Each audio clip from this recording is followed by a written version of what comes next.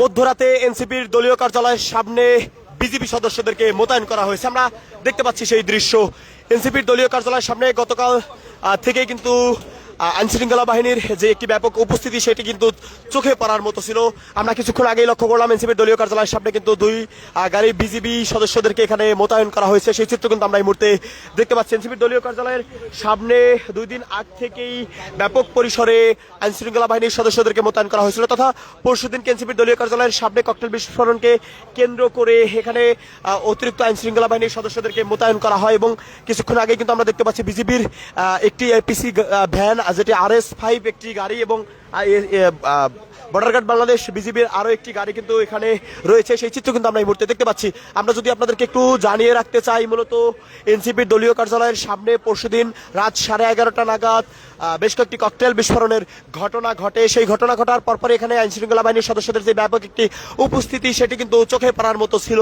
মূলত আওয়ামী লীগের পূর্বঘোষিত কর্মসূচিকে কেন্দ্র করেই রাজধানী জুড়ে বিভিন্ন বাসে অগ্নিসংযোগ এবং বিভিন্ন গুরুত্বপূর্ণ স্থাপনায় ককটেল হামলা সহ নানাবিধ ঘটনা ঘটেছে। সেই ঘটনার পরপরই আমরা দেখেছি তার পরের দিন ঠিক সকাল 11:30 নাগাদ ডিএমপি কমিশনার সাজ্জাদ একটি প্রেস কনফারেন্সের মধ্য দিয়ে গণমাধ্যমকে যেমনটি জানিয়েছেন যে সকল ধরনের অপ্রীতিকর ঘটনা রুখে দিতে আইনশৃঙ্খলা বাহিনীর সদস্যরা সব সময় মাঠে সজাগ রয়েছে। ঠিক তারই অংশ হিসেবে বিজিবি সদস্যরা এই মুহূর্তে এনসিপির যেই দলীয় কার্যালয় রয়েছে, অস্থায়ী কার্যালয় রূপায়ণ টাওয়ার, বাংলা মোটরের সেই রূপায়ণ টাওয়ারের সামনে এই মুহূর্তে বিজিবির দুটি গাড়ি কিন্তু দাঁড়িয়ে আছে। সেই চিত্র আমরা এখানে দেখতে পাচ্ছি। আমরা যদি আপনাদেরকে একটু জানিয়ে রাখতে চাই যে এখানে কিন্তু প্রতিদিনের মতো আরো বেশ কয়েকটি পুলিশের গাড়িও এখানে দাঁড়িয়ে আছে। সেই চিত্র কিন্তু আমরা এখানে এই মুহূর্তে দেখতে পাচ্ছি। আমরা যদি আপনাদেরকে পুরো ঘটনা সম্পর্কে আরো একটু বলতে চাই যে আওয়ামী লীগ তাদের দলীয় কর্মসূচি ঘোষণা করেছে, যেটি অভ্যুত্থান পরবর্তী সময়ে প্রথম তাদের যেই প্যাড রয়েছে সেই প্যাডে কিন্তু আনুষ্ঠানিকভাবে তারা ঘোষণা দিয়েই এই 13 তারিখের কর্মসূচি ঘোষণা করেছে। সেই কর্মসূচি ঘোষণা করার পর থেকেই রাজধানীতে বিভিন্ন গুরুত্বপূর্ণ স্থাপনা, সরকারি স্থাপনা সহ রাজধানীর আশপাশের যে সকল গুরুত্বপূর্ণ সড়ক রয়েছে সেই সড়কগুলোতে কিন্তু ককটেল বিস্ফোরণ এবং দাঁড়িয়ে থাকা বাসে অগ্নিসংযোগ, ট্রাকে অগ্নিসংযোগ এবং প্রাইভেট কারে অগ্নিসংযোগের মতো ঘটনা ঘটেছে। দর্শক, গতকাল রাত নাগাদ আমরা যেই চিত্র আপনাদেরকে দেখিয়েছিলাম যে গতকাল রাতে আন্তর্জাতিক অপরাধ ট্রাইব্যুনালের যে তদন্ত বিভাগের কার্যালয় রয়েছে সেই কার্যালয়ের সামনে ককটেল হামলার ঘটনা ঘটে। সেই ঘটনা ঘটার পরপরে আমরা দেখেছি সচিবালয়ের ঠিক পূর্ব গেটে তথা গুলিস্তান 0 পয়েন্ট, যেখানে মূলত নূর হোসেন চত্বর নামে পরিচিত, সেই নূর হোসেন চত্বরেও কিন্তু ককটেল বিস্ফোরণের ঘটনা ঘটে। এই ঘটনা ঘটার পরপরে আমরা দেখেছি মোহাম্মদপুর প্রিপারেটরি স্কুলের সামনে কিন্তু ককটেল বিস্ফোরণের ঘটনা ঘটে, এবং কারওয়ান বাজার যে মাছের আড়ত রয়েছে সেই মাছের আড়তের সামনে ককটেল বিস্ফোরণের ঘটনা ঘটে। এরপরে আমরা দেখেছি হাতিঝিলে 2 দফায় ককটেল বিস্ফোরণের ঘটনা ঘটে। আমরা যদি একটু বলতে চাই যে গত 2 দিনে প্রায় 20 বারেরও অধিক এইখানে ককটেল বিস্ফোরণের ঘটনা কিন্তু ঘটেছে। সেই ঘটনা ঘটার পরপরে আমরা দেখেছি আইনশৃঙ্খলা বাহিনীর সদস্যরা কিন্তু সেখানে নড়ে চড়ে বসেছে। এই মুহূর্তে রাজধানীর রূপায়ণ টাওয়ার, বাংলা মোটরের রূপায়ণ টাওয়ারের সামনে রয়েছি আমরা। সেখানে দেখতে পাচ্ছি বেশ কয়েকটি পুলিশের গাড়ি কিন্তু দাঁড়িয়ে আছে, এবং পুলিশ সদস্যরা এখানে দাঁড়িয়ে দাঁড়িয়ে তাদের যেই দায়িত্ব সেটি কিন্তু পালন করছে। সেই চিত্র আমরা এখানে দেখতে পাচ্ছি। এবং আমরা আইনশৃঙ্খলা বাহিনীর সদস্যদের যেই তৎপরতা সেটি কিন্তু 2 দিন যাবৎ চোখে পড়ার মতো ছিল। ডিএমপি কমিশনার সংবাদ সম্মেলনের মধ্য দিয়ে যেই তথ্য নিশ্চিত করেছিলেন যে আওয়ামী লীগের সকল ধরনের ষড়যন্ত্র এবং অপ্রীতিকর ঘটনা রুখে দিতে তারা সর্বোচ্চ কাজ করে যাবে, ঠিক তার অংশ হিসেবে আমরা দেখতে পাচ্ছি বিজিবি সদস্যরাও কিন্তু এনসিপির দলীয় কার্যালয়ের সামনে এই টহলরত অবস্থায় রয়েছে। সেই চিত্র আমরা এখানে দেখতে পাচ্ছি।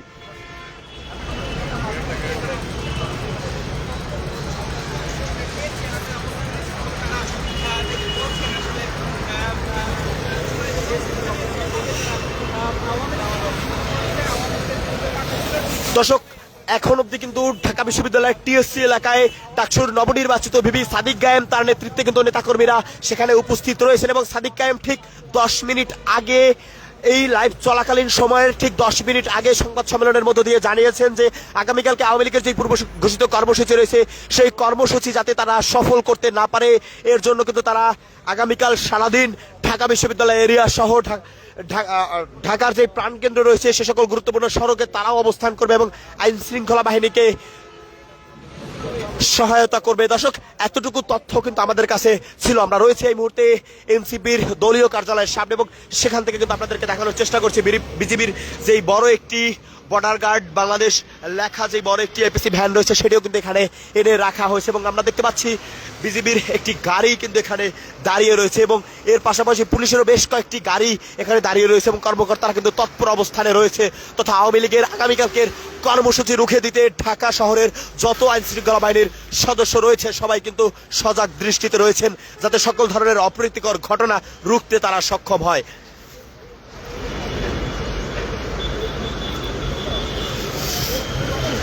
দর্শক, আমরা যদি আপনাদেরকে একটু দেখাতে চাই এনসিপির ঠিক দলীয় কার্যালয়ের সামনে এই মুহূর্তে আমরা দেখতে পাচ্ছি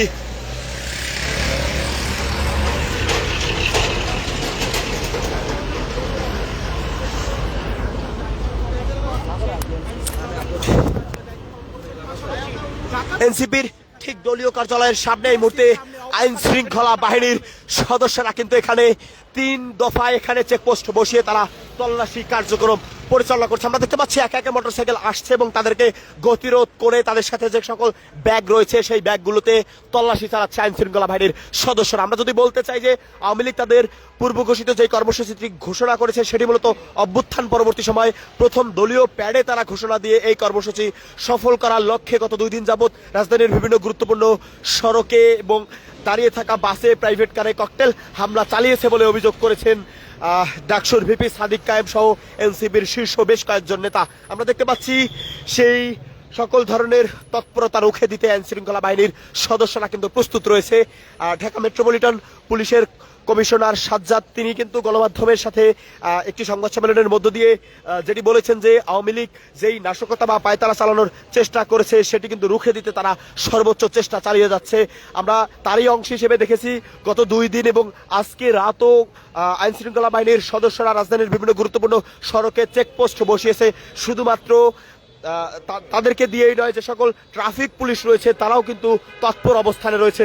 আমরা এতদিন যেটি রাজধানীর ব্যস্ততম সড়কগুলোতে দেখেছি যে হেলমেটবিহীন এবং গাড়ির যে সকল ব্যস্ততম সড়কে চলতে গেলে যে সকল গুরুত্বপূর্ণ কাগজপত্র থাকার কথা সেগুলো না থাকলে তারা আইনানুগ ব্যবস্থা গ্রহণ করেছে। তবে আজকের চিত্র কিন্তু একদমই ভিন্ন ছিল। আজকে কিন্তু শুধুমাত্র দেখা হয়েছে যারা মূলত একটি মোটরসাইকেল চালাচ্ছে সেই গাড়ির রেজিস্ট্রেশন যদি চালকের নামে না থাকে সেক্ষেত্রে কিন্তু তাদের বিরুদ্ধে ব্যবস্থা গ্রহণ করেছে ট্রাফিক পুলিশরা। তাদের পাশাপাশি আমরা দেখেছি বর্ডার গার্ড বাংলাদেশের সদস্যরা তারাও কিন্তু মাঠে রয়েছেন এবং এর পাশাপাশি রাজধানীর যে সকল গুরুত্বপূর্ণ স্থাপনা রয়েছে যেমনটি আমরা আপনাদেরকে বলছিলাম যে আন্তর্জাতিক অপরাধ ট্রাইব্যুনাল, হাইকোর্ট, আন্তর্জাতিক অপরাধ ট্রাইব্যুনালের তদন্ত বিভাগের কার্যালয়ে, প্রধান উপদেষ্টার বাসভবন সহ একাধিক সরকারি গুরুত্বপূর্ণ স্থাপনাগুলোতে কিন্তু অতিরিক্ত পরিমাণে আইন শৃঙ্খলা বাহিনীদেরকে মোতায়েন করা হয়েছে। সেই চিত্র কিন্তু চোখে পড়ার মতো ছিল। দর্শক, রাজধানীর বাংলা মোটরের রূপায়ণ টাওয়ারের সামনে থেকে বিজিবি সদস্যদের উপস্থিতি ও পুলিশ সদস্যদের চেকপোস্ট থেকে আপনাদেরকে সরাসরি জানাচ্ছিলাম আমি তোফায়েল আহমেদ, বাংলা নিউজ 24, ঢাকা।